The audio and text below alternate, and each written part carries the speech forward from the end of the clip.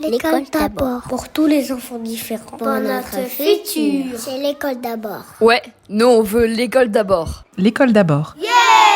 Bienvenue dans le podcast L'école d'abord. Bonjour Élise. Bonjour Élise. Bonjour Marion. Bonjour Élise. Bonjour. Alors on est vraiment ravis Marion de t'avoir avec nous aujourd'hui. Nos auditeuristes sont très curieuses et curieux de savoir mais comment devient-on Marion Séclin? Et surtout, quelles études pour devenir Marion Séclin? Parce qu'il y a bien des études, il y a une filière spécifique. Il y a une filière non spécifique effectivement qui vient d'ouvrir à Oxford, dont je suis très fière. Voilà, c'est un petit début, mais normalement ça devrait vous mener loin. Non, c'est drôle, je sais pas comment on devient Marion Séclin.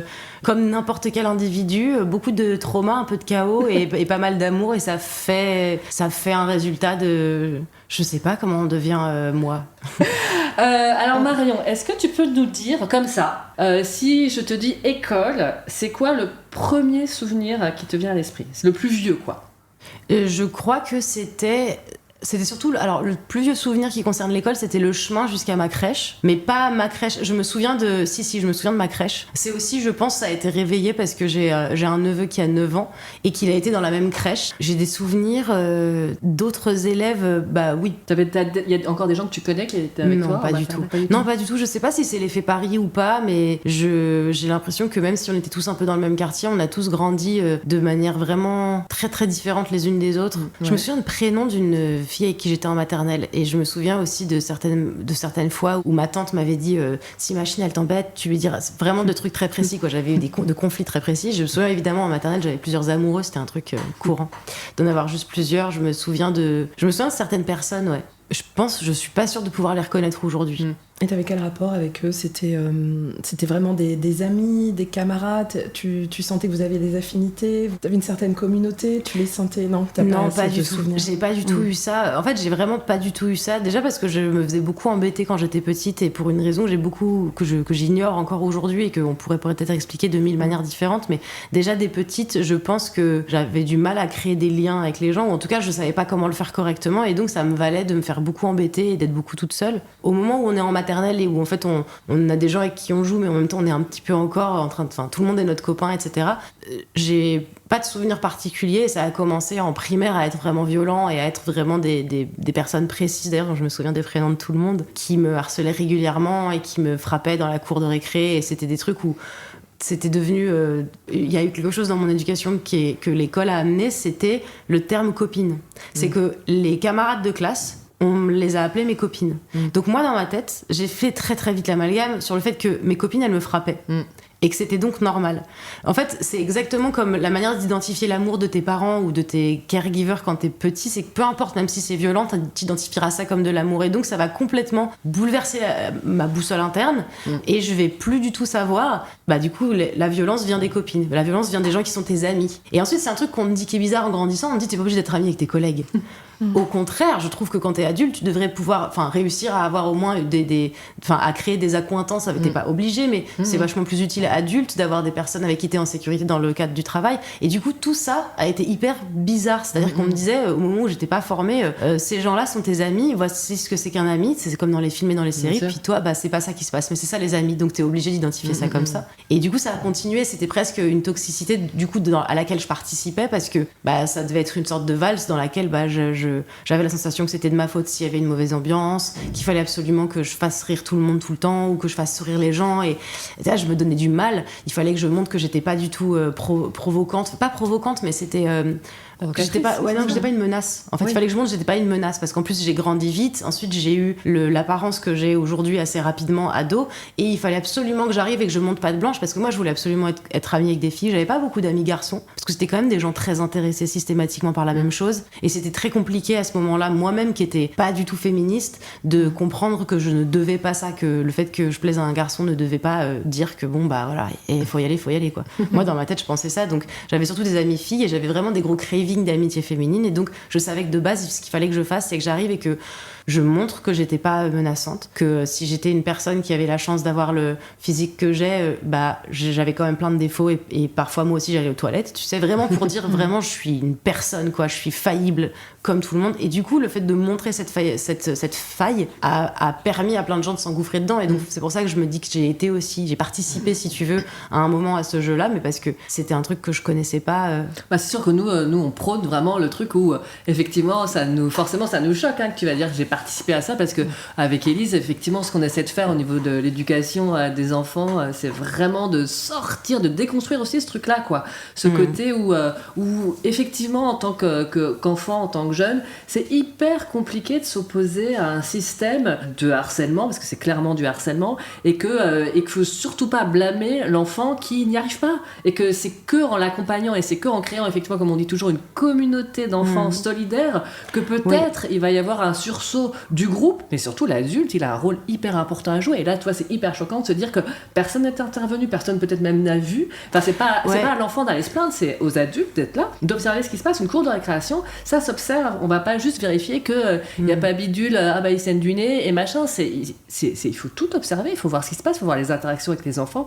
C'est hyper important et c'est fou qu'on se rende compte que c'était quand même il y a pas si longtemps. Ouais. Et on sait qu'aujourd'hui ça a toujours cours et c'est pour ça qu'il y a toujours autant de soucis de harcèlement. Puis aussi, comme les enfants se rendent coupables, n'en parlent pas. Et puis oui, c'est un cercle vicieux. Bien sûr. Après, c'est aussi ce qu'on prône, c'est donc communauté au niveau des enfants, mais aussi au niveau des adultes. Parce qu'il y a plein d'adultes qui interviennent à l'école. Ouais. Donc il faut qu'ils parlent entre eux. Les animateurs, les instits, la direction, centre de loisirs, qu'on se parle tous. Oui, et puis même, dans l'intérêt des enfants. Une fois de plus, quand tu modélises ça au niveau des adultes, que les enfants vont reproduire, c'est-à-dire, ça, je sais pas si tu en as des souvenirs, par exemple, mais nous, ce qu'on dit aussi, c'est qu'il y a aussi un souci de comportement et de posture d'adulte. J'ai un souvenir peut-être d'inactivité de la part des enseignants, ou en tout cas de sensation que ceux qui... En fait, ça, c'est un truc qui est très redondant dans ma vie, c'est cette autorité qui ne te protège pas, qui fait juste que te faire peur. Et moi, j'ai l'impression d'avoir grandi dans un monde où l'autorité, donc que ce soit celle de mon père qui criait très fort quand il était en colère et qui faisait donc très peur,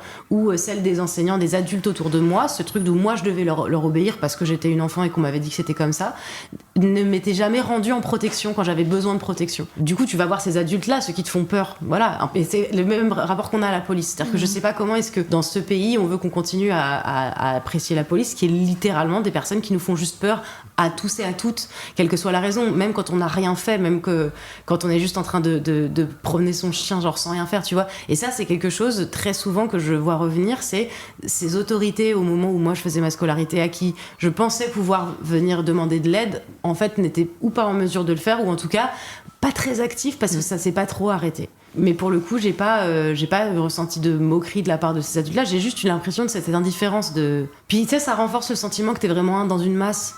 Et que c'est pas très important ce que tu racontes, et puis on commence à pas te croire aussi, et ça c'est ce truc qui commence très très tôt quand t'es un enfant, mais quand t'es une petite fille aussi, c'est qu'on te croit pas. On se dit que tu vas avoir une sorte d'agenda maléfique pour mentir pour une raison X ou Y, et ça c'est quelque chose que j'ai beaucoup vu, c'est l'inefficacité totale de ces figures d'autorité. Parce que c'est ce que t'as vécu, c'est-à-dire t'es allé parler et on t'a dit non, tu mens. Oui, je pense, peut-être pas je mens, mais j'en ai parlé plusieurs fois. T'en rajoutes. Voilà, grave. T'exagères. T'en rajoutes, ou alors une fois qu'on a géré le problème et que c'est bon, on est allé parler aux 2-3 nanas en leur disant on ne fait pas ça, attention, puis que ça reprend après, en fait tu te dis je vais pas y aller 7 fois. Évidemment, au bout d'un moment toi-même tu te censures parce que tu te dis non, je vais pas y retourner, quoi. Il n'y a pas eu de suivi, quoi. Voilà, c'est ça, il y a pas eu de suivi. Ils ont fait ce qu'ils ont pu, puis tu sais, tu te mets à croire toi aussi qu'ils ont fait ce qu'ils ont pu. Oui, c'est ça. Puis on n'en parlait pas avant. Du harcèlement. Tu te souviens de ça? Pas du tout. On n'en parlait pas du tout du harcèlement, de l'intimidation. Cet effet de répétition, cet effet d'emprise que peut avoir un groupe d'enfants ou même deux sur oui, bien sûr. On n'en parlait pas du tout. Pour nous, c'était des moqueries. Bon, c'est pas très sympa, mais oui, c'est pas c'était grave. les enfants sont des enfants. C'est pas beau de rapporter. Oui, aussi. Et ou sinon, on disait que t'allais rapporter à la maîtresse et t'étais du coup pas une bonne personne. Mais ça aussi, je l'ai vu, alors c'est sur un autre niveau, mais quand j'ai commencé à apprendre l'anglais, j'avais déjà un très bon accent, et donc c'est une langue que j'ai pris beaucoup de plaisir à apprendre à l'école, et j'arrive à être bilingue parce que j'ai appris à l'école. Donc c'est déjà une preuve que le système fonctionne bien quand il intéresse les élèves. Mais je me souviens que très très tôt, déjà, j'étais moquée pour ce bon accent. C'est-à-dire qu'on se foutait de moi, alors que j'étais bonne dans aucune matière, j'étais pas du tout une élève... Mais j'avais cet accent-là, et il fallait que je sois insultée pour ça, quoi. C'était a priori nécessaire de... Je sais pas, et je sais pas ce que ça réveille, et je sais pas pourquoi on a Enfin, tous les enfants sont assez similaires là-dessus, tu sais. Pourquoi tous, ils sont là, ah, tu réussis quelque chose. Et pourquoi ça vient d'un endroit méchant, en fait. J'ai vachement de mal à comprendre. Oui, c'est de la jalousie. Là, même dès la maternelle, je le vois, hein. Des enfants qui ont sur le mode nananana. Et donc, à chaque fois, je les reprends en disant, en fait, tu veux juste dire que t'es content de faire cette activité. Et peut-être que tu peux lui dire, il n'y a pas de problème, mais t'es pas obligé. Tu peux lui dire, bon, oui, je suis contente de faire de la peinture, j'espère que tu pourras en faire après. Et parce que là, qu'est-ce que tu veux faire à ton camarade, en fait? Là, tu veux le rendre triste, c'est ça? Tu te rends compte de ce que tu lui fais quand tu fais ça? Ou alors tu veux juste dire que toi t'es contente et que ça te fait plaisir. Donc réfléchis. Tu peux le dire autrement tout en disant oui, je suis contente de faire ça et sans forcément le rendre jaloux. À moins que oui, sauf si tu veux le rendre triste, mais ça c'est... Oui, c'est l'égocentrisme finalement, c'est ce qu'on n'arrête pas de dire, c'est-à-dire que si on ne véhicule pas, si on ne crée pas la notion d'empathie chez les enfants, il n'y en a pas en fait, il n'y a pas d'empathie quoi. Oui, c'est et ça. on le voit vraiment, c'est-à-dire les mots, mais il n'y a pas plus cruel qu'une cour de récréation, qu'une école quoi. Nous on le voit quand même au quotidien et pourtant on s'investit tellement dans cette cause et d'essayer de faire changer les choses, mais on n'est pas, on ne sera pas suffisante d'être deux. Oui, c'est sûr. Je veux dire, ce que je veux dire, c'est qu'il faut qu'il y ait les parents, c'est ça. En fait, il faut que il faut que toutes les entités autour de l'enfant soient au parfum, quoi. Ouais. Mais c'est rassurant, oui et non. D'un côté, ça veut dire que l'empathie s'apprend, ça veut dire qu'en fait, on devrait encore pouvoir éduquer les adultes, parce que moi, je pense aussi que tant qu'on n'aura pas tous les gens à qui j'ai parlé, et à qui je parle d'évolution et de déconstruction et de manière dont il faut qu'on réfléchisse, les codes de la beauté, les codes de la sexualisation des uns des autres, enfin, tous nos rapports à toutes ces relations entre les humains, souvent ils me disent ouais mais bon moi j'ai été élevée comme ça, c'est trop tard, c'est les autres qui le feront, les prochains. Et moi je suis là mais imbécile, qui élève les prochains? C'est toi. Si t'élèves ton prochain exactement comme t'as été élevé, tu vas en faire aussi des imbéciles. Et c'est ça qui est dommage, c'est qu'il faut réussir à faire comprendre que les adultes ça s'éduque, que les adultes jusqu'à très vieux, qu'on continue déjà à produire des neurones, qu'il y a eu beaucoup de recherches qui a été fait sur l'âge. Donc si jamais c'était une excuse pour quiconque que ouais mais quand on grandit on a moins de marge de progression, c'est faux, c'est pas vrai. On en a moins peut-être si tu veux faire du skateboard mais c'est pas grave, c'est pas ça que tu veux faire, tu vois. Et du coup, c'est de dire aux adultes, c'est absolument indispensable, vous aussi, de vous rééduquer, parce que vous pouvez vous rééduquer, vous pouvez vous nourrir de choses différentes culturellement parlant pour faire en sorte de pas être cet horrible adulte qui sera autour de cet enfant qui lui-même est en train d'essayer d'apprendre à faire tout ça, parce que c'est beaucoup de responsabilité que de dire à un enfant, t'as pas déjà dans l'empathie, je comprends pas. Enfin, il faut qu'ils fassent leurs armes aussi, quoi. Et je pense que les adultes responsables autour, eux, ils font pas le taf de s'éduquer. Et c'est aussi... Je sais pas pourquoi il y a une telle... C'est très très binaire, quoi. L'école, tu sais que c'est pour quand t'es enfant, et quand t'es adulte, c'est presque une humiliation. Tu retournerais pas à l'école, tu ne ferais pas ce travail d'apprendre quoi que ce soit. Et je sais pas pourquoi les adultes ont cette condescendance et imposent au monde des enfants cette condescendance d'adulte. De nous, on sait tout. Nous, on sait tout. Et en plus, ça fait croire aux enfants que nous, on sait ce qu'on fait adulte, alors qu'on est tous devenus adultes et on s'est dit, mais en fait, personne sait ce qu'il fait, on est d'accord. Et c'est un mensonge qui est perpétuellement là. Et je trouve que c'est parce qu'il n'y a pas de porosité dans ce truc-là. Les adultes pensent qu'être un enfant, c'est nul. Ils le considèrent comme inférieur. Donc déjà, eux, ils se font vouvoyer. Ça, c'est pareil. Quand à l'école, t'es vouvoyé, enfin, t'es tutoyé, mais que toi, tu dois vouvoyer. Il y a tellement de trucs comme jeune ça. Fille. Ouais, ou le Madame Séclin. Ouais, c'est ça. Oui, ou même Séclin tout court, non? Non, moi, j'étais... Ouais, j'ai pas trop... Moi, j'ai eu mon nom de famille. J'aurais trouvé ça aussi. stylé. Ça faisait armé. Moi, on m'appelait mon nom de famille. Non, mademoiselle surtout. Ah, mademoiselle? Oui, il y avait des mademoiselles pas mal. Mais tu vois, il y a cette espèce de truc où, du coup, c'est pareil, c'est dur pour un enfant de se dire j'ai de la valeur, j'ai des opinions, ce que je pense, ça vaut quelque chose, parce que dans son monde, on lui dit chut. Tais-toi, dis bonjour, souris à la dame. Et donc on est élevé des petits soldats hyper sages, et en plus le pire c'est que c'est un mensonge, parce que quand on devient adulte, ça nous a éloigné tellement de la réalité que finalement on tombe de beaucoup plus haut quand on se rend compte que les adultes ont menti tout ce temps. Et moi je pense que tant que les adultes ils accepteront pas de redevenir un peu des enfants pour aller à l'école 2 secondes, et qu'on donnera pas plus aussi de place aux enfants en leur disant qu'ils sont des personnes, même si c'est des personnes qui a priori sont cruelles de base, tu sais, il y a quand même, enfin non, on pense vraiment pas, tu vois, que les enfants sont cruels. On pense vraiment que c'est nous, la société, le fait qu'effectivement, comme tu le dis, les adultes jugent les enfants comme étant des êtres inférieurs, mais les quelques-uns qu'on arrive à élever, en tout cas à essayer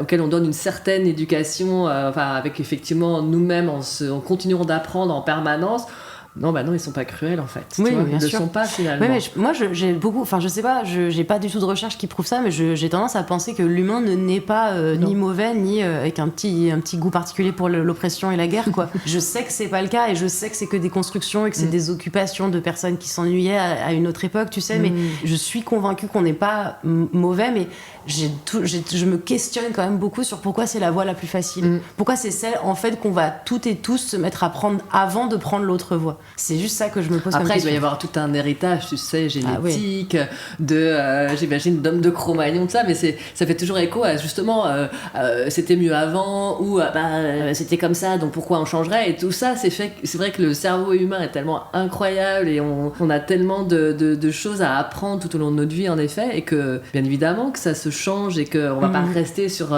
des choses anciennes, sur l'école traditionnelle, mais c'est vrai que c'est fou comme Ou alors il faut se demander pourquoi on est si réfractaire à ce changement. Si c'est encore une fois parce que nous on a souffert et qu'on veut pas avoir souffert pour rien et on veut que les autres souffrent, c'est pas une bonne excuse. Si la raison pour laquelle on veut pas de l'écriture inclusive, on se fait pas chier à dire les féminins dans les phrases, enfin, si c'est juste, quelle est la peur qu'il y a derrière, c'est toujours ça la question qu'il faut se poser, et je trouve que c'est ce dont manque le monde énormément, c'est d'humains qui sont capables de se regarder dans un miroir pour de vrai et de se demander s'ils ont pas eux aussi une manière de participer d'abord au problème avant de se dire que ça va être de la faute de tous les autres, quoi. Non, ça on sait pas le faire du tout. C'est clair. Pourquoi on veut pas que ça change, qu'est-ce qui nous fait peur dans ce changement, pourquoi est-ce que c'est grave que, enfin, il y a des gens, ils ont à l'Académie française qui ont peur d'un point ES, enfin tu vois, c'est genre vous avez peur d'un point et d'un E, d'un S, enfin vous êtes à l'Académie française, une fois plus, quand tu regardes l'histoire et que tu regardes comme les femmes ont été invisibilisées, bien sûr. Et que l'Académie française a clairement été créée par des hommes pour des hommes. Pour des hommes, bien sûr. Et c'est pas vieux. Dans le temps. Non, mais bien sûr. Quoi, il y a 500 ans. Et surtout, j'ai découvert qu'il n'y avait aucun linguiste là-bas. Maintenant, c'est plus un titre honorifique. Donc, en plus, c'est même pas des personnes qui sont particulièrement légitimes.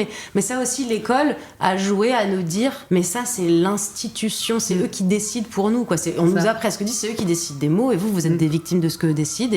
Et c'est eux qui disent si il y a des mots qui ont une valeur ou pas. Et j'étais là en train de me dire, ok, donc on a donné vachement de pouvoir. En fait, c'est juste des hommes qui ont donné du pouvoir à d'autres hommes pour décider de ce truc-là. Moi, j'ai appris plein de mots qui avaient été complètement retirés quand même de la langue française. Ça existait. Médecine pour dire médecin femme. Je sais plus. C'est ça. Auteur aussi. Auteur avec un E existe depuis vachement longtemps. Et c'est fatigant de voir justement des meufs devoir faire du contenu, devoir encore passer du temps à devoir dire arrêtez de vous énerver pour des choses qui sont fausses. Est-ce que vous pouvez checker vos sources principalement, quoi. Et c'est absurde de devoir le dire, quoi. Encore une fois, j'ai l'impression qu'on peuplait la planète à toute époque en tant que femme, et que du coup ça devrait pas être nouveau qu'on dise que des mots existaient pour nous intégrer dans le monde, en fait. Ça. Ceci dit, là on parle de féminisme et on digresse un peu par rapport à l'école, mais je trouve que ça a quand même clairement un lien justement de ce dont on parle. Éducation qui est souvent l'apanage des femmes, scolarité qui est souvent l'apanage des femmes, et finalement c'est là effectivement où on n'est pas surprise que ce soit déconsidéré, et que, comme tu disais, il y a le temps de l'école, mais après il y a le temps d'être adulte. Et finalement, j'ai l'impression que le monde de l'éducation, donc les enfants, mais aussi ceux qui gèrent les enfants, finalement, on est relégué à cette partie donc infantilisante quelque part, donc on est infantilisé. Bien sûr. Et ensuite, c'est que après que vraiment ça commence. Et d'ailleurs, ce qui est drôle, c'est que plus on avance dans la scolarité des enfants, plus les hommes sont représentés quand même. Bien sûr. En maternelle, t'as que des femmes. En élémentaire, il commence à y avoir quelques hommes. Au collège, quand même, ça commence à être... Oui, et là où ça devient universitaire et vraiment intellectuel, là, ce sont les hommes qui viennent divulguer le savoir. Ouais, c'est vrai. Il y a peut-être quelque chose à voir en termes de corrélation entre les soucis de harcèlement et ce modèle, finalement. Absolument. Donc, il y a sans doute des liens qu'on peut faire assez facilement et se dire peut-être ça aussi, la déconstruction en fait de tout. Et c'est vrai que c'est marrant parce que moi ça fait écho aussi à la santé mentale, parce que je travaille beaucoup là-dessus en ce moment, et en fait on parle de déconstruction aussi en santé mentale, et finalement c'est ce verbe qui est valable pour tout et qu'on devrait sans doute faire en même temps, c'est-à-dire qu'en tant qu'adulte, absolument, ça devrait être finalement la déconstruction et devrait regrouper plein de champs. En fait, il faudrait qu'on soit à la pointe de ce qu'il y a pour les plus jeunes. Il faudrait qu'on soit en avance sur eux. C'est ça en fait qui pourrait changer. C'est vraiment ce côté, si tu veux être innovante, quand tu crées une marque de téléphone, il faut que tu sois en avance. Et là, on n'arrive pas à être en avance, on est vite fait à la traîne. Et effectivement, il y a pas ce travail du parent qui dit. Alors après, vraiment, je parle d'un point entendu, je suis pas parente et de personne, et enfin de mon chat, donc ça compte pas. Et je sais qu'il y a la théorie et la pratique et que c'est très mal placé de la part de quelqu'un qui a pas d'enfant de dire moi je sais pas comment ça. J'imagine que c'est forcément fatigant et que surtout quand ton enfant commence à devenir grand, ça fait déjà toi 9 ans que t'es là, que tu t'en occupes, t'es sur le qui-vive tout le temps et que tu t'en inquiètes et que tu l'aimes. Et j'ose pas imaginer le niveau d'énergie, donc je pense que tout le monde n'a pas ces ressources-là, mais c'est pour ça que ça pourrait être chouette de la part de, je sais pas, de l'école aussi, de venir dire j'ai vu ça, j'ai le journal de ma commune dans mon sac. Il y a écrit, il y a un moment derrière en disant genre j'accompagne mon enfant à l'école, et c'était en fait une publicité, enfin c'est pas une publicité mais c'était une annonce pour un truc qu'ils ont mis en place vers Saint-Denis, où en gros quand tu viens d'emménager ici parce que t'es immigré pour une raison X ou Y et que ton enfant va à l'école, toi aussi tu peux prendre des cours de français, en fait l'accompagner pour prendre des cours de français. Et c'est une initiative où je me disais voilà l'école qui fait une initiative pour dire aux parents on sait que vous êtes débordés mais si vous le faites avec c'est sympa. Bah, complètement. Tu vois. Puis nous on sait qu'on remarque même que c'est un frein, il y a un conflit de loyauté très souvent vis-à-vis des enfants dont les parents sont non francophones. Sont non francophones et pour diverses raisons, puis c'est souvent extrêmement triste, n'ont pas accès à la langue française. Et ben on se rend compte qu'en plus de ça, les enfants, ça va être un vrai frein dans l'apprentissage du français parce que justement ils vont pas s'autoriser en fait à le faire. Donc oui, c'est hyper important d'accompagner les familles, mais une fois de plus, sans leur mettre la pression, sans oui, c'est ça. Et sans surtout nier leur culture, sans nier leur langue. Nous on essaie vraiment, tu vois, de valoriser à fond les langues et pas les langues, l'allemand, le chinois, le russe, l'anglais. Non, ça va être le bambara, le tingrinya, tu vois, toutes ces langues qu'on va essayer justement de mettre à l'honneur régulièrement à l'école parce que c'est hyper important. Et tu verrais les familles comment elles réagissent, ça fait super plaisir quoi. Parce que d'un coup ils sont hyper étonnés qu'on s'y intéresse. Et c'est vrai que ça va de pair avec, une fois de plus, il s'agit pas de nous en tant que blancs a priori, en tout cas de culture française, éduquée, etc., d'être donneur de leçons, tu vois. Ça aussi, ça fait partie de l'empathie. C'est de prendre en compte, tu vois, les familles qu'on accueille et la complexité de tout. Mais bien sûr, c'est des mouvements à créer avec tout le monde. De toute façon, c'est comme tout. Tu peux pas pousser quelqu'un à faire quelque chose qu'il veut pas faire. Mais c'est vrai que moi, c'est ce manque de capacité qu'ont certains adultes, en tout cas certains parents qui ont des ressources, qui seraient en mesure de le faire, mais qui décident de pas faire grand chose en fait, ou de se dire bah voilà c'est trop tard, c'est les prochains. Et qui compte sur Timothée alors que Timothée il a 3 ans et qu'il a pas prévu et qu'il va être élevé par ce père là quoi. Et que peu importe, même s'il arrive à passer à travers les mailles du filet de cette éducation, il y a une société qui vient derrière tout confirmer. Donc effectivement si dans toutes les strates de la vie des enfants il n'y a pas un truc similaire, ça va être, je pense que ça va être très compliqué quoi. Après je me disais en France, c'est peut-être aussi typiquement français, mais on a beaucoup cloisonné le monde de l'école et le reste du monde depuis le 19e. Rien que dans la construction des écoles, elles sont les écoles de Jules Ferry, c'est un bâtiment, la cour au milieu. Il n'y a pas de. Oui, c'est pas ouvert sur l'extérieur. C'est pas ouvert sur l'extérieur. Et c'est peut-être aussi la raison pour laquelle on a dit jusqu'à, je sais pas, 18 ans, ça va être le monde de l'école. Et après, tu vas voir, ça va être le monde des adultes, mais ce sont 2 mondes cloisonnés. Et là, c'est peut-être qu'on essaye aussi. Et puis, les instituts s'occupent des enfants. Les instituts s'occupent des enfants à l'école. Les parents s'occupent des enfants à la maison. Mais il n'y a pas de lien entre les deux. Et puis, on avait vu avec Élise, notamment, il y avait. C'était au début 20e, fin 19e, c'était d'ailleurs l'institut qui est représentant du père à l'école a le droit évidemment de taper, tu vois, c'est le pater familias quoi. T'as le droit, bref, il faut le patriarche dans l'institution, bien sûr. Mais c'est vrai que la violence sur les enfants ça a toujours été un truc très efficace. Bah oui, ne dit-on pas les c'est très simple. C'est fou. Bon, toi t'as pas été frappée à l'école quand même, rassure-nous. Si, j'ai été par les adultes. Non, pas par les adultes. Non, pas par les adultes. Moi, j'ai été frappée par des adultes. Alors, moi, il y a eu des trucs dans ma crèche, mais ça, je pense que c'est des histoires que j'ai bloquées parce que je me souviens que ma mère avait poursuivi la crèche en justice parce qu'il y avait eu énormément de. Ouais, il y avait des trucs assez graves qui s'étaient passés, plutôt d'agressions sexuelles sur les enfants, et dont je faisais partie. Donc, si tu veux, je pense que c'est encore un souvenir que j'ai bloqué ou qui ne reviendra jamais, mais elle avait essayé de mener une action en justice et ils mettaient des étoiles jaunes sur les casiers des enfants juifs. Donc, moi, j'étais un enfant juif, j'avais une étoile jaune sur mon casier et tout. C'était une crèche publique ? Ouais. Ouais, je crois bien. Oui, moi j'ai été que dans le public et après j'ai été en ZEP, en primaire, et au collège c'était des ZEP. Après je suis passée dans le 3e arrondissement de Paris parce que je voulais faire du théâtre, donc j'ai complètement changé de quartier et de type d'établissement, tu sais.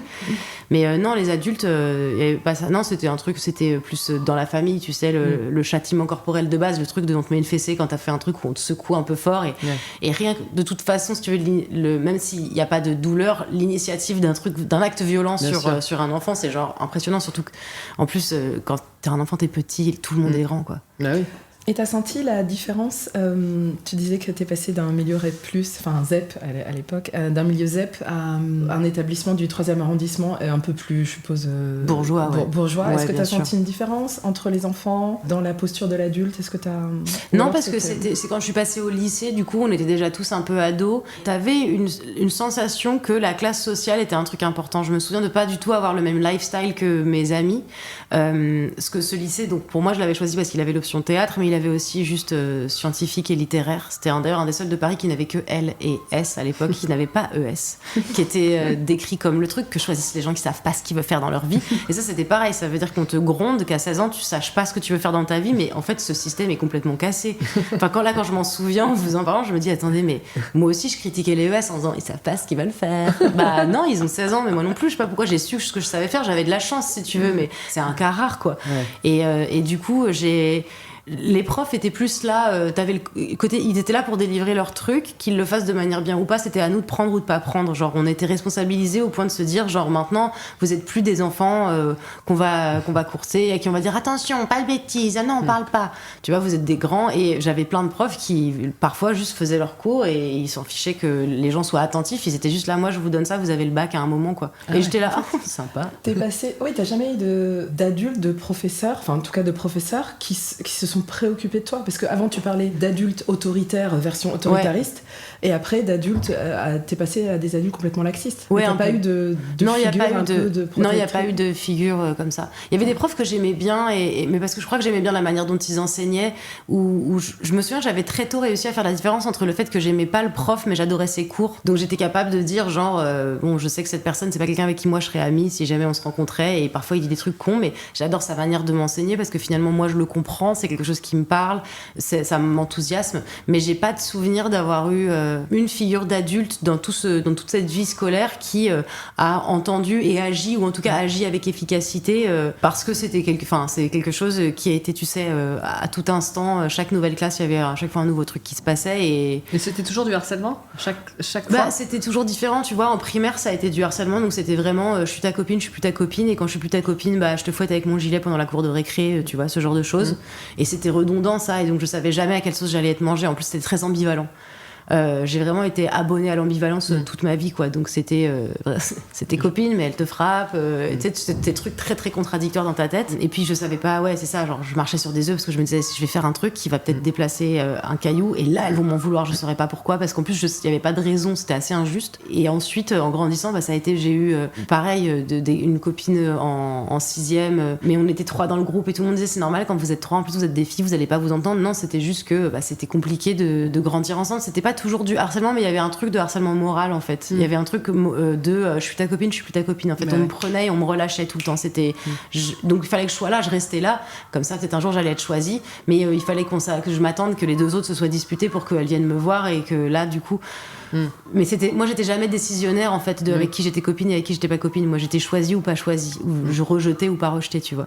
Et ça a été plus pareil ensuite en grandissant. Ça a été des trucs de base de quand t'es ado et tout le monde s'est appelé pour aller à la fête de machin et toi t'as pas été invité, ou ce genre de truc vraiment. Ça, c'était au lycée? C'était au lycée, ouais, plutôt. Où aujourd'hui il y en a une qui est un peu la reine des abeilles, qui décide qu'elle aime pas ma gueule, et donc moi j'ai juste le droit à du mépris, et tu sais, je reste quand même dans le groupe et tu marches comme ça. Enfin, ça évoluait, je pense, aussi avec le fait qu'on grandissait, mais ça s'adaptait quand même toujours bien. Et ton amitié là, le trio collège, ça a duré après au lycée? Non, pas du tout. Ça a été que la 6e. Ensuite en 5e, j'ai eu une meilleure amie du monde, mais c'était elle, où vraiment j'ai vu le film Respire, je sais pas si vous l'avez vu, de Mélanie Laurent, qui parle de harcèlement scolaire et qui parle en fait surtout de deux lycéennes, et de une qui est tellement dans une relation ambivalente avec l'autre, parce que l'autre lui dit qu'elle l'adore et qu'elles sont sœurs, et la seconde d'après la rejette tellement brutalement. Et du coup moi j'avais cette amitié là, et ça, dans le film, ça part vraiment très très loin, mais c'est compréhensible si tu veux. Genre, moi, en voyant ce film, en tant que personne qui a été dans une relation comme ça, plus grande, je vois à quel point à un moment ça aurait pu finir où l'une allait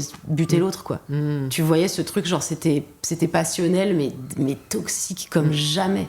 Et ça, c'était invisible, je pense, à l'œil des adultes, parce que de l'œil des adultes, on était trop amis, quoi.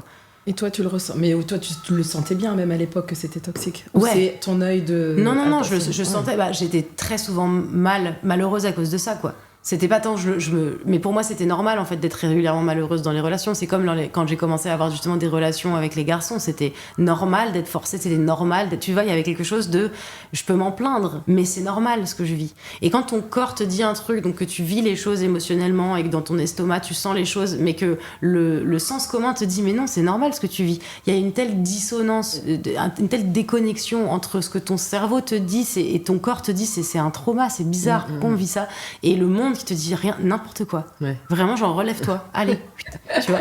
Et c'est ça qui fait que à un moment, je pense que j'ai continué à avancer en me disant, c'est vraiment ça qui va se passer, quoi. Oui, mais c'est vrai que c'est tout l'enjeu, justement, éducatif de ce souci-là. Et c'est vrai je sais pas si tu t'en as conscience ou si c'était le cas, ceci dit aussi, mais j'ai pas mal lu sur le sujet, et notamment, ce qui est assez fou, c'est dans la sororité, dans l'amitié, on reproduirait des comportements hétéronormés, et notamment de jalousie, de petits couples, quoi, comme on l'appelle, tu vois, et que ce serait un vrai souci aussi, finalement. Absolument. Et nous aussi, on a besoin, bien sûr, de se déconstruire, mais aussi de retravailler en tant qu'adulte, et donc en tant qu'enseignante aussi, ce rapport à l'amitié, bien sûr, qui est très souvent faussé, bien sûr, parce qu'on a trop d'attentes, justement, bien aussi. Sûr, je pense, et puis aussi je pense parce qu'on dit aux enfants que c'est leurs copains et leurs copines à l'école, et que c'est des gens qui peuvent pas voir en peinture, au fond, si on leur demande. Moi je préférerais dire à mon enfant, bon, t'es pas obligé d'être copain avec des gens, mais trouve des potes peut-être pour jouer, et je lui dirais plutôt adulte, c'est cool si tu t'entends bien avec tes collègues, parce que c'est très bizarre, je trouve, de dire, moi-même je me souviens quand t'as 18 ans, on m'a dit mais non, on s'en fout que tu t'entendes bien avec tes collègues. J'étais là, mais je vais pas travailler avec des gros cons, vous vous rendez compte de ce que ma vie va être si tous les jours quand je vais au boulot je fréquente des personnes que j'apprécie pas et avec qui je m'entends pas, rendez-vous compte. Donc après je suis pas en train de dire qu'il faut que ce soit mais si, je pense que dire aux jeunes qu'ils peuvent aussi rentrer dans un monde du travail sain, serein, avec des collègues qu'ils apprécient et des valeurs qui les représentent, et où c'est pas, moi on m'a appris les entretiens d'embauche comme tu dois être littéralement une petite pâte molle qu'on va transformer en ce qu'on veut, et tu devras dire oui à tout le monde. Et on m'a dit pareil pour la séduction, on m'a dit si tu veux plaire à quelqu'un, il faudra que tu sois extrêmement une pâte molle, il va falloir que tu changes pour l'autre, il va falloir que tu dises j'adore le kitesurf alors que t'aimes pas ça, on s'en fout. Et en fait on te dit travestis-toi pour le monde du travail. Du coup t'es embauché, tu finis par être embauché dans un taf que t'aimes pas du tout. En fait on ne met pas ton individualité d'ancien enfant, t'es encore un enfant clairement parce que t'es dans le système scolaire, donc t'es quand même resté un enfant relativement, et t'as 18 ans et on te dit pas toi ce que t'aimes bien, quelle est ta plus-value, comment est-ce que tu peux te valoriser, comment tu peux juste être en confiance d'être toi, que dans la séduction et dans le travail tu sois pas en train de te forcer à faire un truc que t'aimes pas. Et ça vient de l'école tout de suite, quoi. C'est dans ce truc de respect aux adultes qui est presque militaire et où on n'a pas le droit d'avoir. Moi, je me souviens que je répondais à mon père parfois des arguments, parce que dans ma tête d'enfant, c'était non, il y a un malentendu, ça ne s'est pas passé comme ça. Et mon père me disait, sois pas insolente. Ça c'était vu comme de l'insolence d'avoir des arguments de réponse. Et ça continue jusqu'à hyper tard. Et t'arrives dans le monde du travail, tu fais un taf que t'aimes pas avec des gens que t'aimes pas. Et en fait, ce qu'on te dit, c'est ça la vie. Bah oui. Et alors, qu'est-ce que tu veux de plus? Et je trouve ça très très dur à redéconstruire. Oui, parce qu'en fait nous, ce qu'on sait, c'est qu'effectivement, à l'école, on va exiger la norme, donc on va essayer que les enfants soient calqués les uns sur les autres, et finalement, ce qu'on sait aussi, c'est que c'est beaucoup plus simple de gérer une classe où les enfants vont se tenir donc à carreau, effectivement avoir peur de l'autorité, et donc avoir cette espèce de comportement où celui qui a le comportement inapproprié, c'est que tout le monde regarde, et éventuellement il va être d'ailleurs exclu par les autres, harcelé, etc. Parce que gérer une classe, n'est-ce pas Élise, où tu autorises les individus, les émotions, oui, ça veut pas dire qu'il n'y a pas d'autorité. Non, bien sûr. Il y a un cadre. Bien sûr, il y a un cadre. Autoriser les individus à être des individus, surtout qu'ils sont déjà des individus. Moi, j'ai juste vu mon neveu passer de l'enfant de ma sœur à un individu propre. Il est à personne, il est juste lui. Il est là à 5 ans, il avait des opinions politiques. C'était incroyable. Tu vois construire quelqu'un sur qui tu sais que tu as peut-être un impact, mais où tu ne peux rien. Cette personne va faire ses choix. Elle est un libre arbitre et ça y est, elle existe. C'est sûr que c'est pas pas ça moi on m'a appris à l'école, quoi. On m'a pas dit c'est super ce que t'es. Parce que là on va tout de suite te dire oui mais l'enfant roi, attention, parce qu'après ça va être un être complètement égocentré qui ne pensera qu'à lui-même et qui sera trop individualiste, alors que justement ce qu'on prône c'est d'une part, effectivement, il faut s'affirmer, il faut pouvoir... Et en fait, ce qui est très important à comprendre, c'est qu'à partir du moment où tu es capable de reconnaître tes propres émotions, tu pourras les reconnaître chez les autres. Absolument. Mais si tu le fais pas, tu peux pas. Ça, c'est un argument fallacieux de beaucoup de gens d'aller chercher l'extrême pour te montrer que ton truc fonctionne pas. On l'utilise beaucoup pour moi quand on parle de modération des commentaires sur les réseaux, où je dis qu'il faut modérer les commentaires qui sont racistes, sexistes et qui sont des attaques à la personne, menaces de mort, menaces de viol. Et on me dit, on va pas non plus devenir la Chine. Et je suis là, vous vous rendez compte du gap qui est fait? C'est-à-dire que moi, je suis pas en train de dire il faut défendre que des idées de gauche et interdire les gens d'extrême droite d'écrire des commentaires. Non, je dis juste que tout commentaire qui représente un délit doit être interdit. Et on me dit, tu vas pas non plus faire comme en Chine. Donc tu vois, c'est aussi drôle que toi-même tu te dises que les contre-arguments qu'on t'oppose, c'est l'enfant roi. Mais justement pas, l'enfant qui sait qu'il a des émotions, genre, est conscient du coup du monde qui l'entoure. Enfin, c'est absurde d'imaginer. Non, effectivement, je vais apprendre à un enfant uniquement à ses émotions. C'est exactement ce qui fait des gens égocentriques. C'est que littéralement, genre, on le fait justement mal de leur apprendre leurs émotions. Fou, hein. C'est ça qui fait qu'ils savent pas reconnaître les... donc oui, c'est absurde. Mais t'es toujours l'argument, tu sais, de après quoi, la Terre va exploser.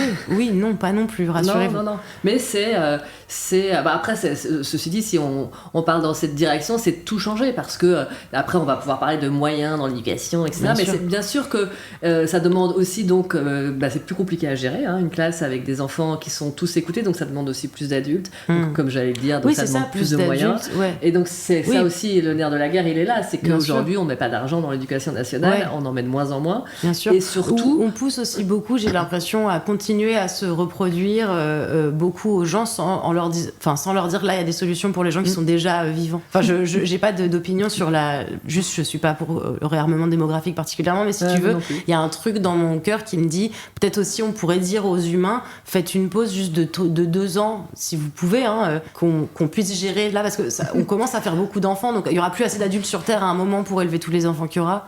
Je sais que ça va pas s'inverser comme ça, mais tu sais, c'est pour avoir des adultes qui sont disponibles et qui sont frais et qui ont une volonté de le faire et qui ont un espoir. Il faut de la main d'œuvre et il faut des gens moins fatigués, et donc du coup il faut des meilleures conditions, et après c'est le serpent qui se mord la queue. Non mais je veux dire, il faut de la main d'œuvre. C'est pour ça qu'on continue de prôner l'enfantement. C'est parce qu'il faut de la main d'œuvre. Oui, il faut de la main d'œuvre et de la mais malheureuse du coup, docile. Oui, docile, malheureuse et qui n'a pas de solution. Ça le problème, c'est on nous donne pas les ressources. C'est-à-dire que moi je pense que si une fois dans ma scolarité on m'avait dit que j'avais le droit de pas douter de ce que moi je pensais, juste 5 minutes, tu sais, de valoriser mon opinion personnelle en me disant les pensées que tu crées dans ta tête sont pas tous bons, mais il y en a plein, c'est ton opinion et t'as le droit. C'est pour ça que j'ai découvert le féminisme à 21 ans, si tu veux. C'est parce qu'avant ça, on me disait juste, les femmes avaient pas le droit de vote. Ensuite, elles avaient pas d'âme. Ensuite, tu sais, on te balance des faits comme ça. On les a toutes brûlées à un moment en Europe parce que c'était chiante. On te donne des faits et on te propose pas de t'indigner de ce fait. Moi, on m'a pas dit, quand on m'a appris ça en histoire, c'est chaud, non? C'est incroyable, rendez-vous compte, les femmes n'étaient pas un sujet dans la société, mais un objet, elles ne participaient pas à la vie démocratique. Et en fait, on m'a pas dit de faire ça, donc j'ai dû attendre 21 ans pour dire, mais attends, c'est pas très juste. Et rien que si on avait valorisé 2 secondes, je pense, ma manière de penser en disant, t'as pas tort, forcément. T'as le droit de penser des trucs que tu penses, qui sont pas les mêmes que tes parents, qui sont... Enfin, tu vois, juste le fait de pouvoir me dire que il pouvait venir de moi quelque chose qui était valide. Mais ça, j'ai jamais eu cette sensation, tu sais. J'ai eu cette sensation que c'était tout le temps en comparaison, qu'il fallait faire comme les autres. Alors, pas comme les autres avec qui t'es à l'école, mais aussi, moi, j'ai la malchance d'avoir une grande sœur. Donc, du coup, c'est pareil. Il y a aussi la comparaison avec la grande sœur tout le temps, elle avait sauté une classe. Elle avait sauté le CM1, ça va, ça fait pas d'elle non plus un génie. Tu sais, mais ça, par exemple, ça, c'était un truc qui, je complexais sur mon âge. J'avais l'âge des classes dans lesquelles je devais être. Je suis rentrée à 6 ans en CP, sauf que je suis née en avril. Donc forcément, dans mon année de CP, à un moment, ça a été avril. Et donc, pendant les derniers mois, de avril à juin, j'ai eu 7 ans pendant mon année en CP. Et c'était chaque année comme ça. Chaque année, j'avais l'âge qu'il fallait au début. Puis en avril, j'avais l'année d'au-dessus. Et je complexais les derniers mois parce que je me disais, merde, je suis pas à mon niveau. Je suis trop bête pour mon niveau. Juste parce que mon âge changeait au milieu de l'année, parce que l'école m'a dit les imbéciles qui redoublent et il faut tout savoir de cette manière-là. Et vraiment, j'étais là en train de me dire, putain, moi, chaque année, pendant 4 mois, je suis trop vieille. J'ai eu beaucoup de profs qui m'ont marqué dans certaines images que j'ai pu avoir, où parfois je me souviens d'une prof qui expliquait quelque chose et ça rendait tout le cours mais extrêmement clair d'un coup. Cette manière de mettre du contexte. J'ai des souvenirs de systèmes d'astuces d'éducation d'éducation que j'ai trouvé géniale dans ma scolarité, plus au lycée parce que j'en ai plus de souvenirs qu'en primaire. Mais sinon j'avais effectivement pas énormément de profs méga passionnés quoi. Sauf si dans mes cours d'art quoi, quand j'avais art plastique évidemment la prof moi je me disais elle doit passer. Pour moi c'était les profs d'art plastique où j'étais là mais ça doit être le paradis. ça doit être un métier bien.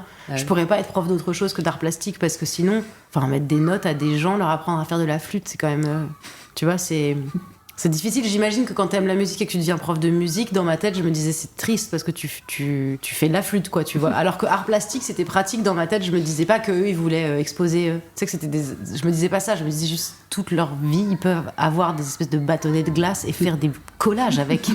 Ça, c'est leur quotidien.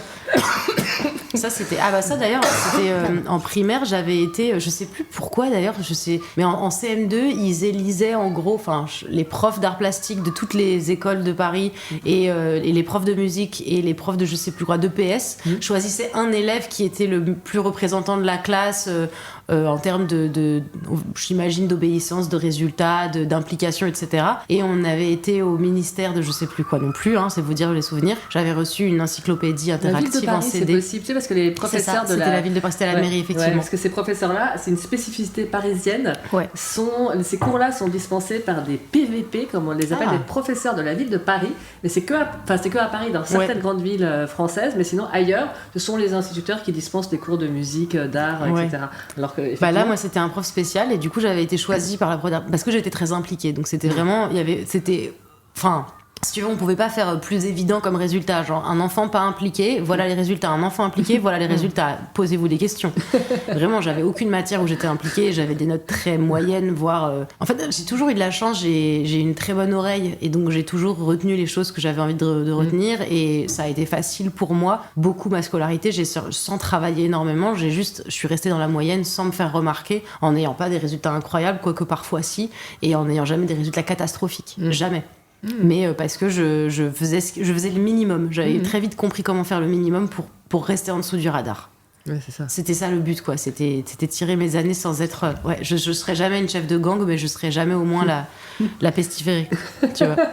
Mais donc j'avais eu ce CD-ROM d'encyclopédie quand même. Ce qui ressort de ta scolarité, c'est que t'as toujours essayé de te conformer à quelque chose sans te distinguer non plus. Et sans savoir ce qu'on attendait de moi en plus, c'est ça le pire. Rester un peu effectivement dans une espèce de moyenne surtout, et puis effectivement donc de pas moufter entre guillemets parce que t'étais harcelée, de pas trop d'être comme tu disais marcher sur des œufs, de pas toujours savoir exactement où te placer, et en même temps faut pas te faire trop remarquer, donc effectivement je devais rester dans une norme pas excellente mais pas non plus médiocre pour que mais parce que excellente j'aurais pas su de toute façon en fait. J'ai l'impression que si tu veux c'est pas comme si on m'avait montré le modèle auquel il fallait que je ressemble, c'est qu'on m'avait dit non, toi c'est pas correct. Donc je me suis dit les choses qu'il va falloir modifier, et tu vois, j'y allais à tâtons. J'étais là, bon, je vais essayer de faire comme ça chez les autres. Est-ce que ça marche? C'est bon. Du coup, j'avais même pas de vrai modèle d'Épinal de ce qu'aurait été la perfection, la norme qu'on attendait de moi. Juste, j'y allais à tâtons. J'étais là en train de me dire, je vais avancer comme ça. On a l'air d'attendre ça de moi. Mais je pense que j'étais pas en mesure d'être la meilleure même si je me mettais à travailler, j'aurais pas été en mesure de faire ça parce que c'était trop douloureux ça ne m'intéressait pas du tout. Oui, ça t'intéressait pas. Ça m'intéressait pas. Et donc tout ce qui est examen, ça a été compliqué, genre le bac? Non, ça a été. Ok. Non, j'y suis allée vraiment. J'avais beaucoup étudié les 2 semaines avant, comme beaucoup de gens. J'avais ensuite l'espoir de savoir broder. J'ai eu un truc que j'ai découvert au lycée, c'était la capacité à entourlouper les gens. En fait, c'était quand j'ai compris que ce que j'avais appris à l'école, c'était juste presque on m'avait appris une sorte de texte à trous, une sorte de bingo de ce qu'on t'apprend à l'école pour que toi tu puisses le réutiliser. Je savais comment, si tu veux, enjoliver certaines phrases pour donner aux profs ce qu'ils voulaient. Je voyais ce qui était attendu et je me disais, c'est pas très intéressant parce que le sortir de moi me demande pas un effort, sans pour autant dire que c'était facile. C'était juste, ok, je vois ce qui est attendu, c'est pas créatif, tu vois. C'était genre, c'est pas créatif ce qui est attendu, donc je vais le faire. C'est comme des maths. Et donc, en littérature, en tout ça, c'était, je vois exactement les tournures de phrases que les profs aimaient, je savais utiliser les mots, j'avais une aisance à l'oral qui faisait que, je crois, j'ai passé mon bac français, je suis tombée sur le seul texte que j'avais pas étudié, évidemment. J'ai brodé pendant 20 minutes et j'ai eu une note incroyable pour ce que j'ai délivré comme prestation d'analyse de ce texte. C'est incroyable que j'ai eu 15. C'était inimaginable. Tu vois, mais ça, à un moment, en grandissant, j'étais là, bon, bah d'accord, je vois ce que vous voulez, attendez de moi, je vais le faire, mais je serai jamais la meilleure parce qu'il y avait pas l'investissement, quoi. Oui, parce que mais toute ta scolarité, en tout cas, tu as essayé de correspondre à une norme et donc tu étais vraiment très attentive. Alors, à contrario, les profs, d'après ce que tu dis, se préoccupaient pas du tout de toi. Le rapport avec les autres était plutôt ambivalent. Mais toi, comme tu as toujours essayé de correspondre à une norme, aux attentes, tu as été vachement à l'écoute. Toi, tu as été très à l'écoute. Ouais, moi, j'ai été très à l'écoute. Et ce qui fait que ça t'a permis, c'est ce que tu disais, oui, d'avoir après une certaine aisance et puis de toujours avoir le discours qui correspond à ce qu'on attendait de toi. Exactement. Donc ça te représentait pas toi, mais c'est ce qu'on attendait de toi. J'ai passé, en fait, ma scolarité, ça a été peut-être beaucoup plus formateur que mes études d'art dramatique où j'ai appris à jouer la comédie. C'est qu'en fait là j'ai appris à observer le monde et à le mimiquer pour ne jamais être dans le radar, parce que c'était ça en fait aussi. Je savais qu'il fallait pas non plus être la pire et qu'il fallait surtout ne pas se faire remarquer, parce qu'à chaque fois que j'avais eu l'occasion de me faire remarquer, et pour moi me faire remarquer ça voulait juste dire me faire des copines, en fait ça attirait sur moi une attention qui était méchante. Donc je me disais peut-être faut juste pas faire ça, voilà. Ouais. Tu sais, être la norme sans jamais chercher l'excellence. Moi, j'ai toujours eu cette mentalité de si ça doit être quelqu'un, ce sera pas moi et c'est pas grave. Je serai pas une battante, je serai pas une vainqueur de tout, je vais pas me battre, je serai pas celle qui jouera des coudes. Quand je suis arrivée dans mon école d'art dramatique, donc c'était enfin ma vie commençait dans ma tête. Ça, c'était juste après le bac, excuse-moi. Ouais, juste après le bac. Je me suis quand même inscrite en fac de médiation culturelle. J'ai fait 3 mois et j'ai arrêté parce que j'étais là. Attendez, je suis désolée, mais je peux pas. Enfin, c'est génial de faire des exposés sur la cosmogonie hermopolitaine, mais ça va vraiment pas être utile pour ce que je veux faire plus tard. Et du coup, j'ai fait que mon école d'art dramatique, donc j'avais une quinzaine d'heures de cours par semaine, puis je bossais à côté.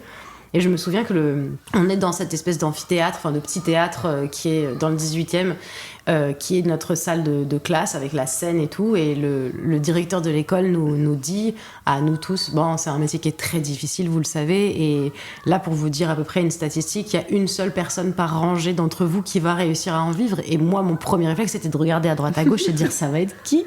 Et j'étais pas du tout, pour moi, dans les gens. S'il devait y en avoir une par rangée, c'était pas moi. Je le savais, en fait. J'avais presque un peu, si tu veux, cet état d'esprit déjà qu'aujourd'hui on pourrait appeler bêtement de perdante. C'est que je savais que c'était difficile de se battre, je savais que de toute façon je comprenais pas les codes qui pouvaient faire que j'y arrive, que de toute façon ça servait à rien, mais que je serais pas, c'est pas grave, je serais spectatrice de ce monde-là. Mais ce décalage, je l'ai ressenti. Ah oui, je vous ai pas raconté, pour vous dire à quel point l'école m'a traumatisée. Me suis donc inscrite à la fac. Mes parents m'avaient dit passe le bac si tu veux être comédienne.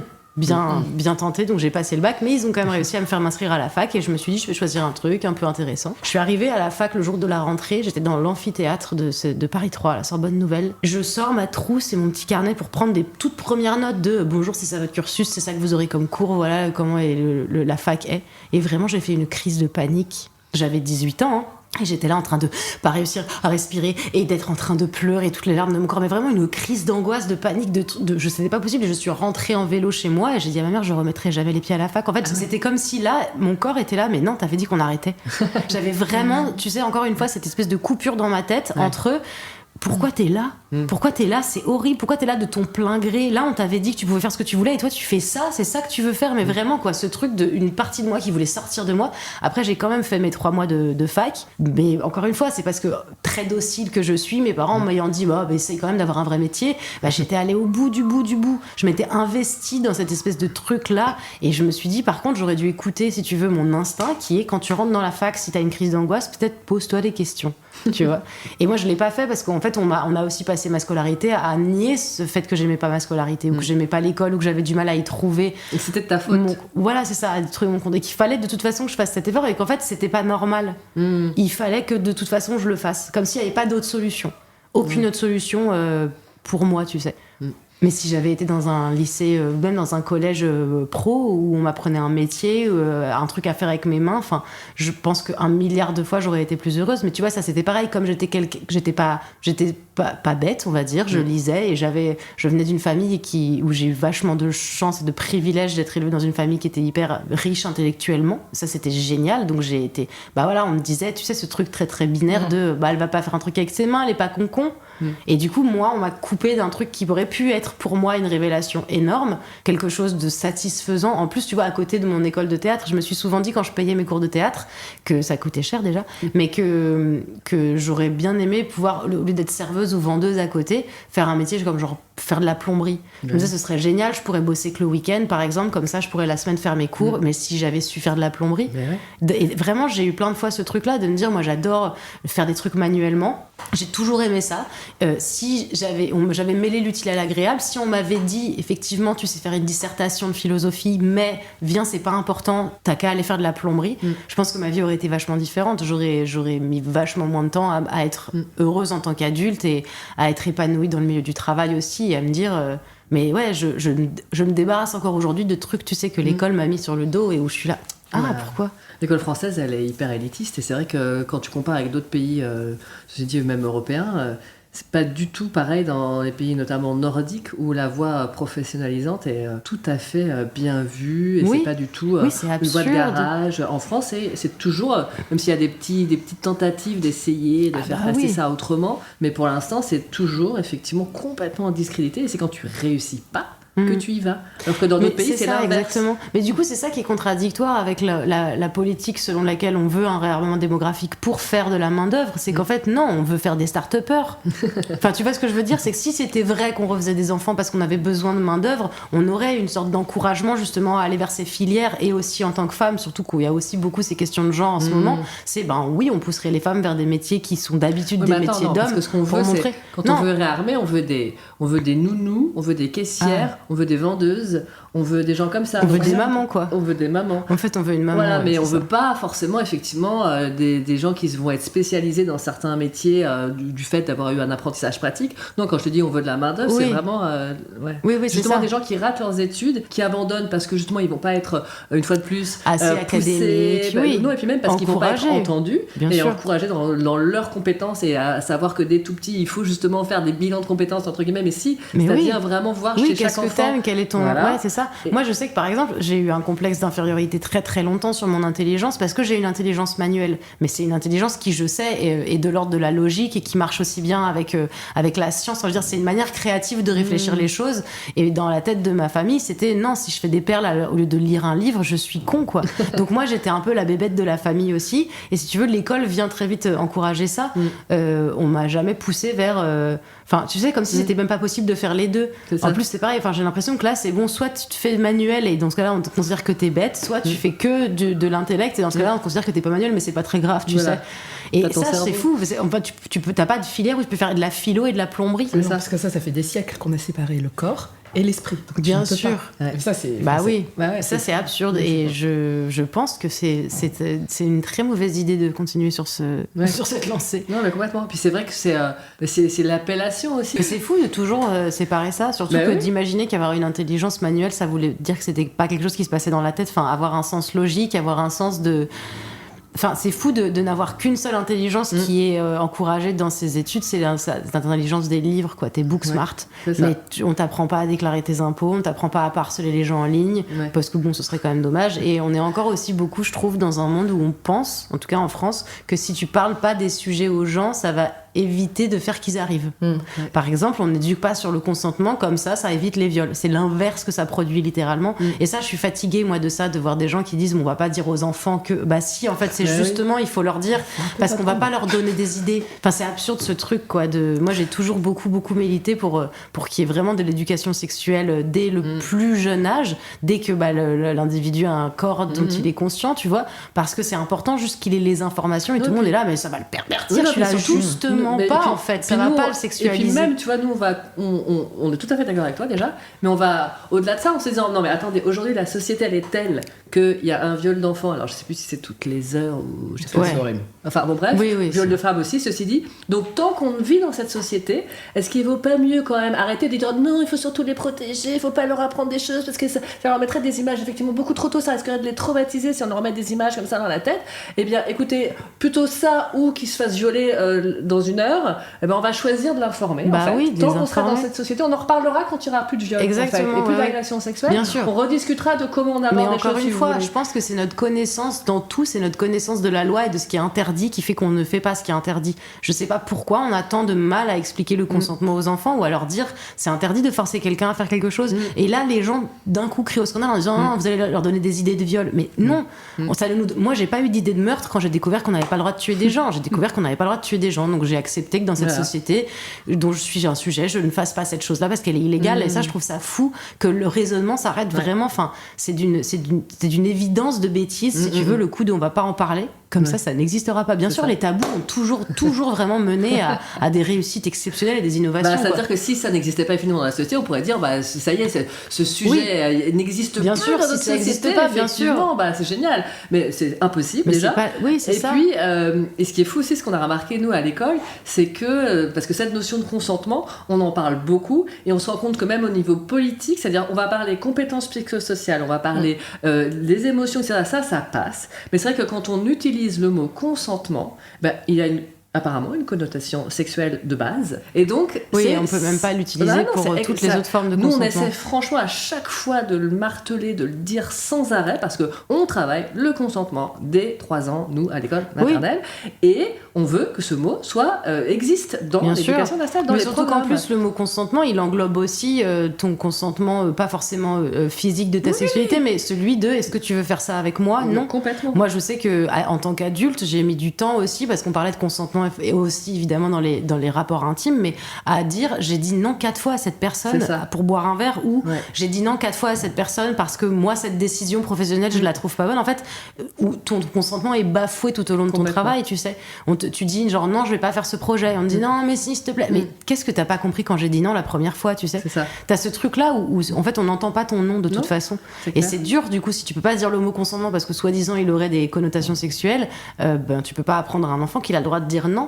Plein d'autres trucs. Il y a les deux choses aussi qu'on remarque, tu vois, ça va être aussi le fait qu'il y a des petits changements. Alors, dans une petite strate de la population, tu vas avoir des petits changements qui vont s'opérer au niveau du consentement, mais il y a aussi l'inverse, c'est-à-dire, et notamment, moi je le constate pas mal avec les petits garçons, c'est ce côté, tu sais, où il y a pas très longtemps, j'ai une situation comme ça, où les parents en gros me disaient mais si on lui a appris vraiment il sait vraiment on lui a toujours dit t'es pas obligé, tu peux dire non si tu veux pas faire un bisou, tu peux dire non si t'as pas envie de faire une activité, etc.